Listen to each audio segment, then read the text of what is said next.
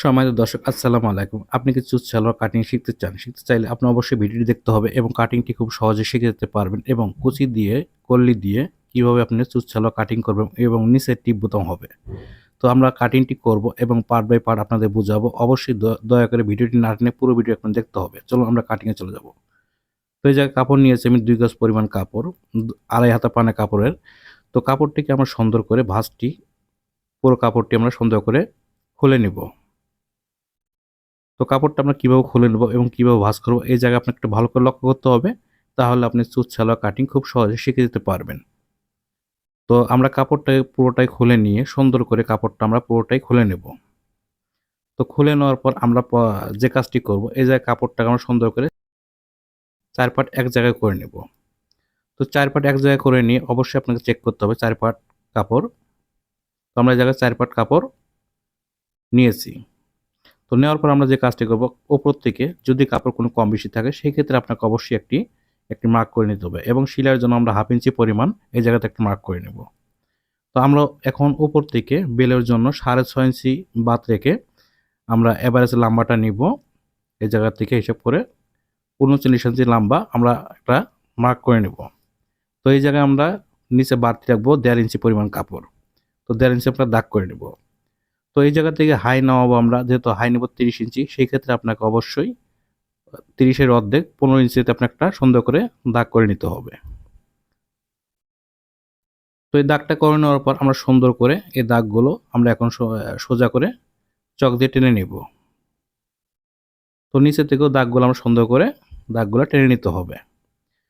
তো দাগগুলো সুন্দর করে টেনে নিয়ে যে কাজটি পর করতে হবে, তো আমি এখন চলে যাব রানের দিকে। রানের লুজ নিব এটা আমি 30 ইঞ্চি। তো 30 আমরা যদি নেই, 30কে আমরা 2 ভাগ করে 1 ভাগ নিব, ওই জায়গায় 15 ইঞ্চি। 15 আমরা একটা দাগ করে নিব।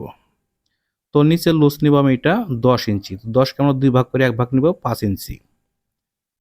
তো এখন আমরা এই জায়গা থেকে যেহেতু সাইড ফাড়া হবে এবং নিচে টিপ বোতাম হবে, সেক্ষেত্রে আপনাকে এই জায়গাটা 5.5 ইঞ্চি পরিমাণ আপনাকে দাগ দিতে হবে এবং যেহেতু 2টা টিপ বোতাম ব্যবহার করবো এই জায়গায়, সেক্ষেত্রে আমি 5.5 ইঞ্চি নিয়েছি এবং আপনি যদি একটা ব্যবহার করেন সেক্ষেত্রে আপনি 2.5 থেকে 3 ইঞ্চি আপনি ফাড়া নিতে পারবেন। তো এটা আপনাকে মাথায় রেখে কাটিং করতে হবে।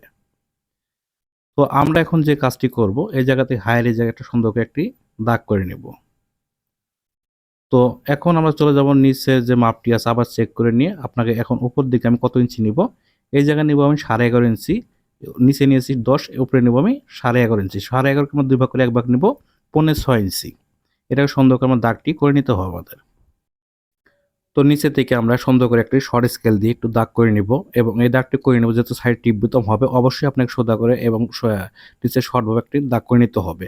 তো আমরা ওই দাগ থেকে সুন্দর করে আমরা এখন হাত দিয়ে এবং আইডিয়া করে আমরা দাগটি টেনে নিব, যেহেতু নিচে ফিডিং হবে সেক্ষেত্রে আপনাকে অবশ্যই এই দাগগুলো আপনাকে আইডিয়া করে দিতে হবে এবং শেপ কাট এই জায়গায় ব্যবহার করা যাবে না। তো এই জায়গায় আপনাকে আমি যে দাগটি দিলাম এটা হবে শিলের দাগ, মেন দাগ।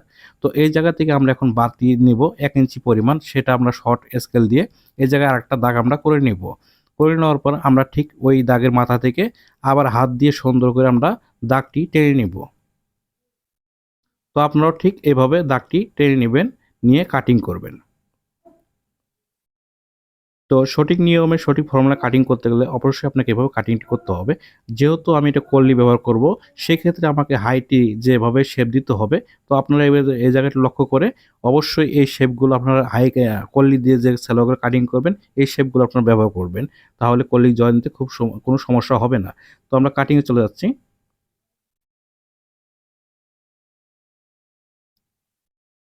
তো কাটিংটি ঠিক আমরা এভাবে করে নেব। তো করে নিলে আপনার মন মতো অবশ্যই কাটিংটি হবে এবং সাইডে আমরা যত টিপ বোতাম ব্যবহার করব এই দাগগুলো আমরা ঠিক একটু চিহ্ন করে নেব। তো আমরা সাইডেও একটু চিহ্ন করে নেব। তো চিহ্ন করে নেওয়ার পর আমরা এখন যে কাজটি করব, আমরা সাইড থেকে যে কাপড়টি বের হয়েছে সেই কাপড় থেকে আমরা এখন বেলটি বের করব এবং বেলটি আমরা কিভাবে কাটিং করব এবং কত ইঞ্চি মাপ নেব এটাকে আপনার একটু ভালো করে লক্ষ্য করতে হবে। তো আমরা এই জায়গা থেকে 1.5 ইঞ্চি পরিমাণ উপর থেকে একটা আমরা দাগ করে নিব রাবারের জন্য। যেহেতু চড়া রাবার হবে সেক্ষেত্রে আপনাকে অবশ্যই একটি দাগ এইভাবে টেনে নিতে হবে।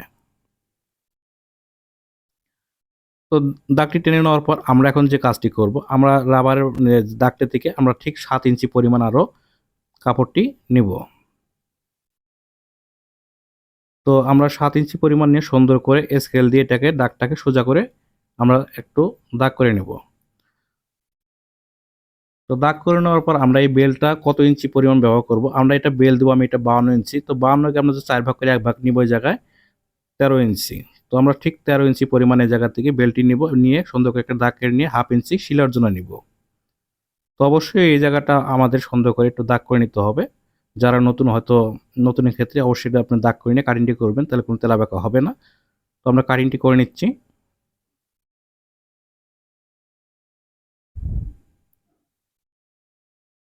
তো সুন্দর করে এবার আপনি বেলটি কাটিং করবেন। তো আমরা এখন যে কাজটি করব, আমরা বেল কাটিং করার পরে আমরা এখন চলে যাব কলি কাটিংয়ে। কলিটি কীভাবে কাটিং করব এবং কাপড়টি কীভাবে ভাঁজ করতে হবে, এই জায়গায় আপনি একটু ভালো করে লক্ষ্য করতে হবে। তো এই জায়গায় আমরা সাইডে যে কাপড়টি বের হয়েছে সেই কাপড় দিয়ে আমরা কলিটি কাটিং করব, এবং কলিটি কাপড় আমরা সাইড কাপড় থেকে 2 পার্ট এক জায়গায় করে নিয়ে এবং কলি কাপড়ের যে ভাঁজটি করব কীভাবে, এই জায়গায় একটু ভালো করে লক্ষ্য করে আপনি কলি কাটিং খুব সহজে শিখে যেতে পারবেন।